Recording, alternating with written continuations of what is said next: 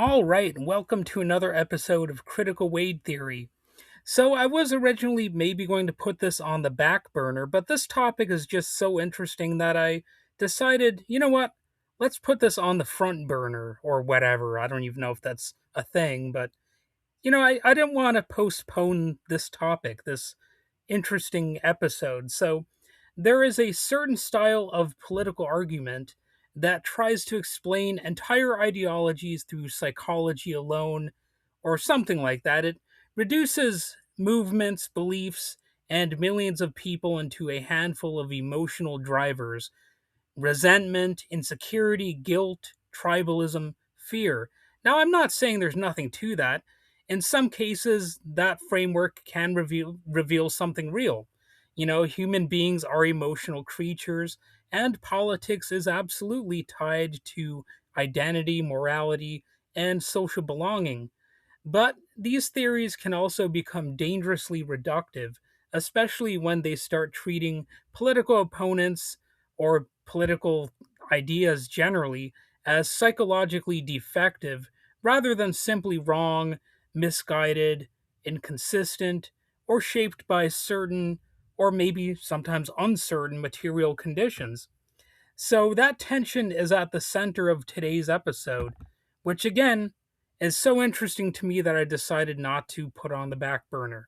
So I'm going to explore a set of ideas heavily associated with Ted Kaczynski and the Unabomber Manifesto. That's right, I'm actually going after Uncle Ted this time. So consider this almost like an anti-TED talk, if you will. Although, it's not like I believe Ted Kaczynski was wrong about literally everything. You don't have to think that somebody is completely and totally wrong in order to, pick apart some of their uh, bad ideas or, expose some flaws in their arguments. So this is particularly about the argument that modern leftism is driven by feelings of inferiority, over socialization, as he called it, guilt, and resentment. So, some of these arguments continue circulating online today, especially in so called anti woke commentary and reactionary media spaces and certain strains of pseudo intellectual political analysis. The problem is that while some observations about social behavior may contain fragments of truth, the framework itself often collapses into a caricature that can easily feed right wing grievance politics. You know, the manifesto, the famous Unabomber manifesto, argued that so called leftists are motivated less by compassion and more by personal inadequacy. According to this theory, or the interpretation of the theory, that's the primary motivator. People who feel powerless or inferior project those feelings outward and attach themselves to underdog causes because they identify with victimhood. Equality in this framing becomes less about justice and more about resentment towards successful people or dominant groups or what have you. So basically it's like a premise that feeds into this right-wing argument that, oh, if you criticize the rich or the ruling class, you must just be jealous of their power. Like that sort of thing. And you can see why this idea appeals to some audiences. It offers a simple explanation for moral outrage. Instead of taking social criticism seriously, you reinterpret it as emotional compensation. If someone criticizes inequality, racism, sexism, or exploitation, the theory says they're not acting from principle, they're acting from psychological weakness, and therefore their criticism probably has zero validity and all that kind of stuff. So, it basically lets the system off the hook. But this is where the chicken and the egg problem emerges. Do some politically active people carry unresolved insecurities into politics? Obviously. That happens across the entire political spectrum. Political identities often become extensions of personal identity. Some people absolutely use activism nationalism, religion, or ideology to gain moral certainty, status, belonging, or purpose. But the same psychological logic can also just as easily be applied to the right.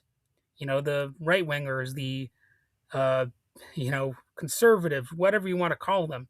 A person obsessed with uh, retaining hierarchy, masculinity, strength, dominance, national pride, or punishing outsiders may also be compensating for insecurity or fear. And I would say, ding, ding, ding, that could very well be the case. I'm not saying that's the only reason. There might be some validity to certain traditions, and maybe you could have uh, a serious attempt to defend tradition. But, that doesn't mean that all traditions are equally defensible. Someone endlessly talking about alpha males, social decay, or cultural collapse might also be projecting anxieties about their own status. In other words, psychological reductionism cuts both ways, and you should keep that in mind. And that is one of the major flaws in these broad theories. They selectively, usually they selectively pathologize one side while normalizing the other. Another major concept in Kaczynski's framework was so called over socialization. Well, what exactly is that? Well, the idea, as far as I can tell, was that some people internalize society's moral expectations so deeply that they become consumed with guilt and shame. They feel compelled to please themselves and others constantly, enforcing moral norms with almost religious intensity. Now, here again, there's something recognizable in modern culture. You can absolutely find examples of moral absolutism online. Social media often rewards outrage and rewards purity tests, and public condemnation can be found aplenty. People sometimes compete to appear morally superior or on the right side of history. And political debates increasingly feel like struggles between good and evil rather than disagreements over policy. And public shaming and pile-ons are real phenomena. So, we can't look past that. But at the same time, well, for starters, sometimes public shaming might be a good thing. It might be necessary. It might have positive results. And, the idea that that's always a bad thing, I think, is actually pretty easy to debunk. So, a study discussed by SciPost, it explored how people perceive moral superiority in politics. That perception matters because once politics becomes moralized, compromise starts looking like betrayal. But again, this tendency is not exclusive to the left. Conservative movements also engage in moral absolutism constantly, like religious nationalism, anti LGBTQ panic, book bans, censorship campaigns, and rhetoric about saving civilization, which, by the way, really does have white nationalist uh, potential to it. It's a red flag. Same thing with a lot of this talk about birth rates. Now, birth rates, you can technically talk about that without being a white nationalist, right? You could technically talk about saving civilization and not being some sort of extremist, but it is a red flag and you should be on the lookout for. What do you mean by saving civilization? What do you mean by your concern about birth rates and whatnot? Is it a form of extremism, or is it more of a general concern about a broad topic that is almost relatively apolitical and scientific minded? So, there are different approaches to these things. And, you know, all of those types of things, the religious, the moral panic, the anti LGBTQ stuff, all of that All of those are forms of moralized politics. Right wing media ecosystems frequently frame opponents not merely as mistaken, but as evil, corrupt, anti American, or subhuman. The language changes, but the psychological mechanisms are often similar. And here's a test if you want to find out if there's any sort of political correctness on the right. Try making fun of the military, or sometimes even making fun of sports. See what happens. They will devolve into snowflakes in a lot of cases. All right. So, you know, try making fun of the American flag as another example, or a certain deity, or maybe a just religion in general. See how that pans out under certain circumstances when it comes to certain right wingers and similar, traditional arguments. And you'll find that, oh wait, these people can be very snowflakery. And that is simply, it's partly why more psych more recent psychology research has tried to move away from simplistic assumptions that authoritarianism belongs exclusively to one side. But it's a lot of it has to do with these core um, efforts to control and impose a traditional framework or something like that. That's why throughout history you've had all different sorts of authoritarianism, and a lot of that has to do with the uh, the dominance of certain you know leadership styles, for one thing. The idea that might makes right, and that you can't have any form of dissent, and that if you challenge certain assumptions on any level, you're instantly a villain. That there is a danger of authoritarianism in those simple phenomena. And yes, I can both sides it on that, because it is true that that is ultimately the core of authoritarianism, is the inability to tolerate any sort of dissent. So, research from Emory University examining left wing authoritarianism argued that authoritarian tendencies can emerge across ideological lines. The study suggested that highly authoritarian individuals on the left and right may share traits like aggression toward dissenters, conformity pressures, emotional reactivity, and moral rigidity. So that's something to keep in mind. But even this research needs careful handling. It does not mean both sides are equally bad in every context, nor does it erase differences in political power, historical consequences, or policy goals. And that nuance matters. One of the biggest problems with manifesto style thinking is that it tends to reduce political complexity into personality defects. Structural issues like poverty, discrimination, healthcare access, labor exploitation, environmental destruction, or corporate power get psychologically individualized. So instead of asking whether social problems are real, the discussion becomes obsessed with whether critics are secretly resentful or emotionally damaged, like with the Unabomber manifesto, and I'm sure some other ones out there. And it's politically convenient to make that kind of argument, because it delegitimizes criticism without engaging with the substance of the criticism.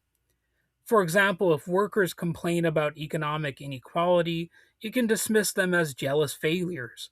If marginalized groups protest discrimination, you can frame them as addicted to victimhood. If students criticize systemic problems, you can accuse them of over socialized guilt or moral narcissism. And this rhetorical move has become extremely common in online culture wars, especially when it comes to the right wingers out there. Like, oh, you're just jealous of the rich. You just want to be able to get away with staying on welfare or whatever. You're lazy, you don't want to work.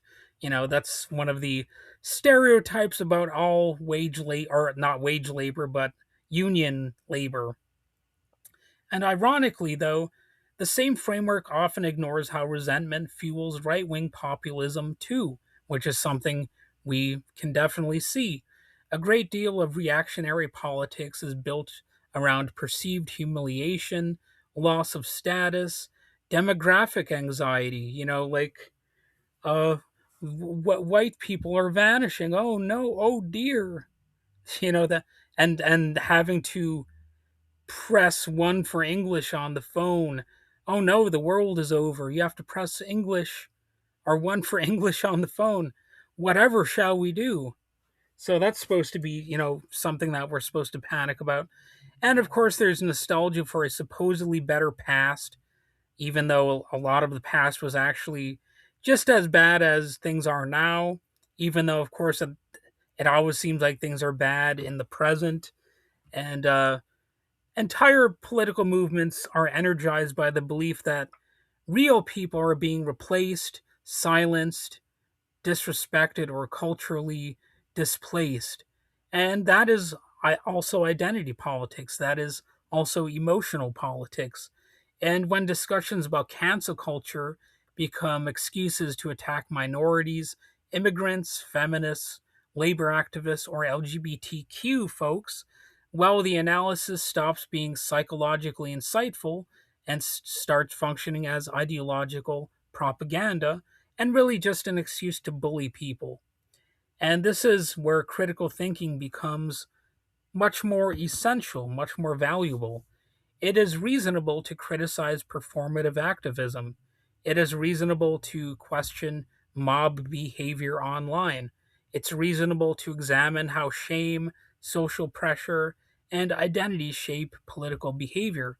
It's reasonable to acknowledge that authoritarian tendencies can emerge even in progressive spaces.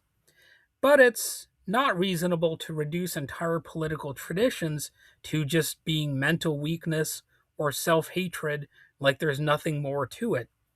So people support left wing politics for many reasons that have little to do with psychology, actually.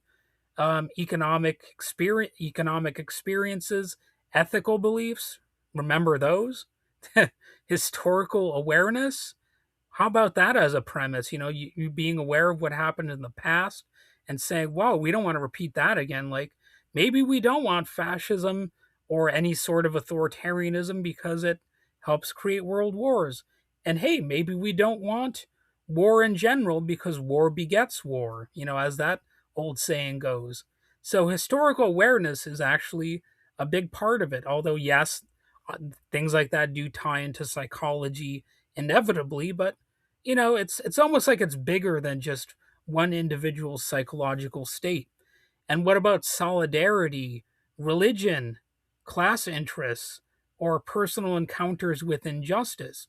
So religion is a part of this too, because even though a lot of people view religion primarily as a right wing thing, there actually are left wing religious movements. And, some of that is a part of Catholic history, for example.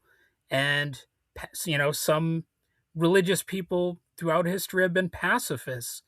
And to complicate narratives, keep in mind that actually some anarchists are actually pacifists or consider themselves to be pacifists. So there goes the image of all anarchists being these bomb throwing radicals when actually some of them are more committed to being nonviolent than, the average bozo sitting in the corner bar. And by the way, sometimes left wing radicals or progressives or liberals, they can be that bozo sitting in the corner bar. Um, so, things can defy stereotypes sometimes. And keep in mind that also people support conservative politics for many different reasons, not always simply because they are hateful or authoritarian, though, to be honest, that quite often actually is the case. So I know it sounds like I'm presenting a double standard with that, but you know what? It's a it's a tendency. It's a tendency that I think is a little bit more prominent, especially these days in the right wing of society. And actually, if you look at, the left wing authoritarian governments of the past, I guess a lot of that actually boils down to sort of a traditionalist frame of mind also, because they believe that you had to have the state command people in order to have a transitional period in society. Like Karl Marx, he was actually not, you know somebody who believed in retaining the state forever. He believed that the state would actually wither away at a certain point, and you would have some sort of utopian society or whatever.